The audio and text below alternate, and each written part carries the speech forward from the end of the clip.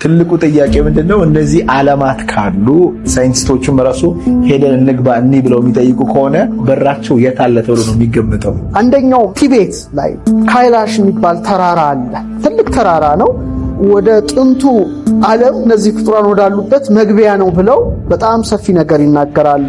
የታችኛውን ዓለምና ምድርን የሚያገናኘው ዘንግ እዛ ጋር አለ የሚል እሳቤ አላቸው። ሻምባላ የሚባለው ከሂማሊያ በታች እና ስውር ስርወ መንግስት ያለበት ቦታ መግቢያ ነው የሚሉት። የአትላንቲስ የጥንቶቹ ቅርሶች አሉ።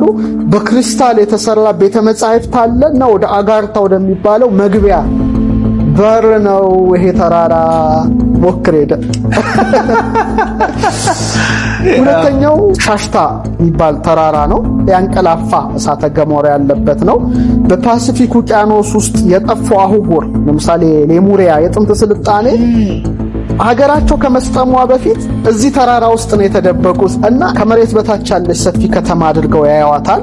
እዛ ውስጥ ቁመታቸው ረዣዥም ጥበበኛ የሆኑ ሌሙሪያውያን የሚባሉ ይኖራሉ ነው የሚሉት። ዋሻዎች ከጥልቅ ግዛቶች ጋር የሚያገናኙ መተላለፊያ ናቸው ይባላል። ብዙ አሁን በሀገራችን የሚባሉ አሉ እንደ ዋሻዎች በዚህ ያደርሰው እዚህ ያደርሳሉ፣ ግን ሙከራ ያደረገ ሰው የለም። በላሊበላ ተገብቶ ኢየሩሳሌም የሚያስወጣ ዋሻ አለ። ዋሻን ስናነሳ ኢኳዶር ላይ አንድ ትልቅ ዋሻ አለ እና ያ ዋሻ በብረት የተሰሩ መጻሕፍት አሉ ይባላል። የአትላንቲክም ካዝና እዛ ነው የሚል አንድ ሐሳብ አለ።